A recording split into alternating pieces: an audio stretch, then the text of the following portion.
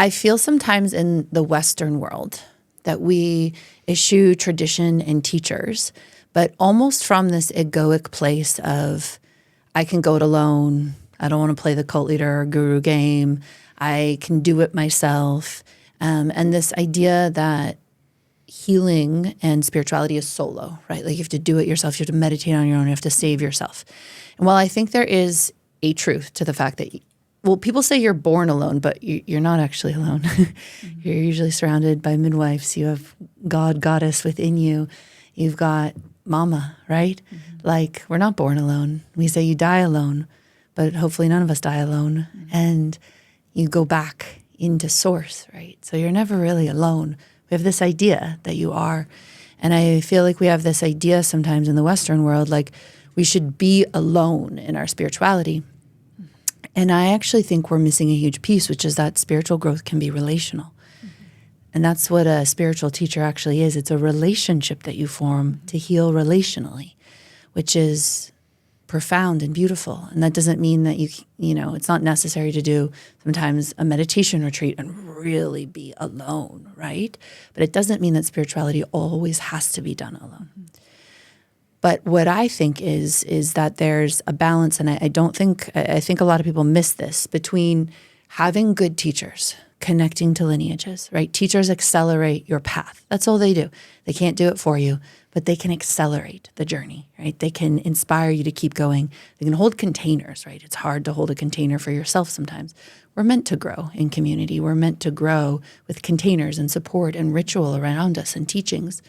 I also think that lineage things have been done a certain way for thousands of years for a reason sometimes, and that the practices are thought through, the guidance is thought through. It can be so important to connect to that.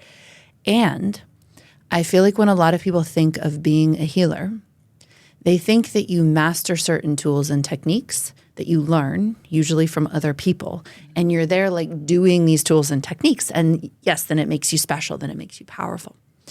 What I love about your articulation that feels very true for me when I hold space, as what you're calling it, right? And I'd love to dive a little into like, what is shamanism? What does it mean to hold space? So when I'm showing up for someone, when I say hold space, I'm showing up for them in their highest process, whatever that looks like. So I'm not there for myself. I'm there for them. And in that, I'm not usually thinking about what I'm doing. I'm actually following the impulse of life. Now, I do that through the context of my own methodology, right? The Veda method, everything that I've developed, but also the traditions that I've studied. So it's like those traditions shape a container for me of certain tools or practices, certain understandings. But at the core, when I'm actually in that space, it's got qualities exactly like you share. I feel union with oneness, which is so beautiful. It's such a beautiful state to be in. I feel unconditional love most of the time for the person in front of me. And if something blips and either I feel my own process, or sometimes, you know, me and a person get enough of a journey together in a retreat or in a program or something like that, that's something of a story. And it's very rare that this happens anymore, but it used to happen when I was like a younger teacher on the path. A story can come up and I will know that's my work to do, right? That's always my work to do. It has nothing to do with them. But the unconditional love is the predominant experience. It's like it feels like the purest love of the creation of the universe is there, right? It's so beautiful. And from that space, it's like impulses. There's like an energetic knowing and an intuitive wisdom knowing of what is to be done. Right? And that wisdom flows through the containers of teachings and lineages that I have learned, but it's listening to the impulse. And that impulse is available to all of us. It doesn't belong to any tradition. It doesn't belong to any teacher. It's actually a universal force, infinitely wise, infinitely powerful, and it can teach us as much, if not more, as any person, right? So people in lineages help shape, help give context, help give container, and I have incredible respect. But I think what people miss sometimes is how much the energy, right, which in one of my traditions, like the tantric tradition, is Kundalini Ma. goddess consciousness. She actually teaches you. She is you. She works through you for your highest good and for everyone's highest good, right? So the healing space is really about opening up to that sacred impulse of life, right? Which is working through us and in us to alchemize people and things into the highest alignment with life, right? So if that's health, you become healthy. And one of the things about alchemizing with life is life also involves death and illness and heartbreak and challenge and unworthiness and ancestral blocks and curses, right? So part of the healing journey is to put someone in the deepest energetic and sacred alignment and then trust, right? Trust what happens. And so the way that you talk about this healing, I love how much life force itself was a teacher to you, right? How much being in connection to divine energy was a teacher to you, because I think that's so important. And I also think that there's this additional challenge for so many of us, but those of us who are women, right? Because I didn't grow up with anyone looking like me with a pussy being a spiritual leader in my culture. Like, in fact, I was banned from the Catholic Church leadership, which was my childhood religion. So to give myself permission to be as spiritually wise as I am was a cultural nervous system leap.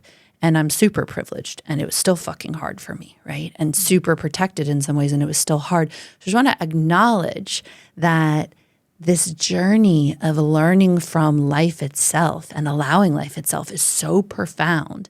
And your journey, it's so inspiring because your capacity is so deep and so beautiful.